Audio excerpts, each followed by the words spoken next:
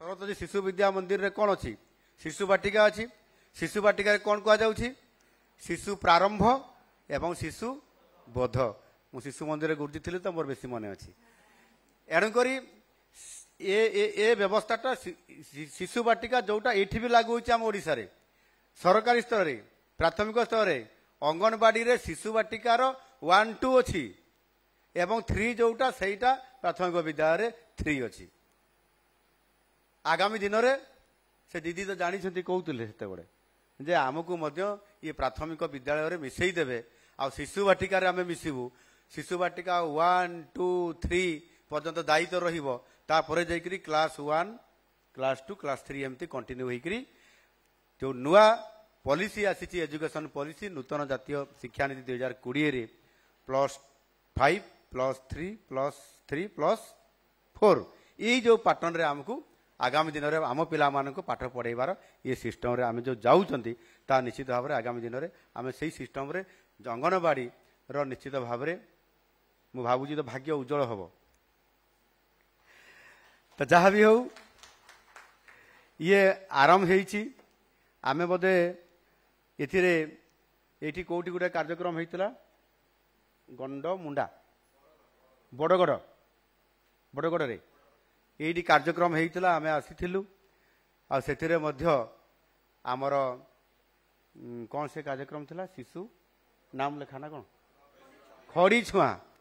ये खड़ी छुआ कार्यक्रम रे ये पाखरे आम ये करूँ एवं तार सहित मध्याह्न भोजन कार्यक्रम गोटे कराइला जो थे कि प्रथम थर करी नवम श्रेणी आ 10म श्रेणी पिला ये पोषण युक्त खाद्य दिज्व तार शुभारंभ करा जाइथिला आगु नवम 10म को दि जाऊला जानी आप ये दि जाकि अंतर्भुक्त ये आपंकर करा जाइछि ठीक से भाई भाव में आम मुख्यमंत्री पोषण योजना रे मध्य एबे जेतिकी अंडा दि जाउथला गोटे अतिरिक्त अंडा दिगला आउ गोटे अंडा संख्या केते हला 3 बोधे हाँ 2 थिला 3 हैला 3टी अंडा हैला एवं सेही बड़ी भाव में 3टी पुष्टि सार युक्त कौन लडू लडू मध्य देवार ये कार्यक्रम को आउ टिके अधिक ताकू स्ट्रेंथन करा हेछि एही कार्य जो माने सहायता करूछंती जो आमर पाचक पाचिका माने से माने काम करूछंती समस्तंकर पैसा बढ़ुची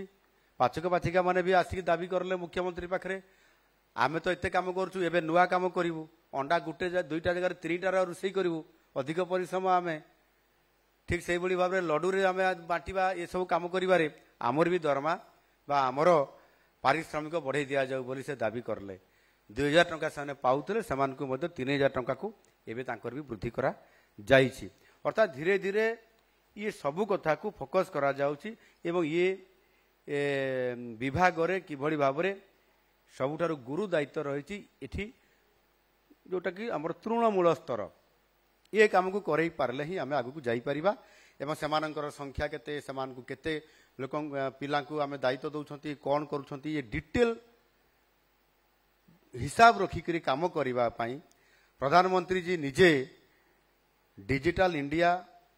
जो घोषणा करिसंती सेही आधार रे ये अंगनवाड़ी सिस्टम टाकू भी से ताकू सामना को आनिछंती एवं से दिगरे मध्य गुरुत्वपूर्ण भूमिका नेइकरी पोषण ट्रैकर वेब इंटरफेस गोटे से करिसंती तार विकास करिसंती ताहा द्वारा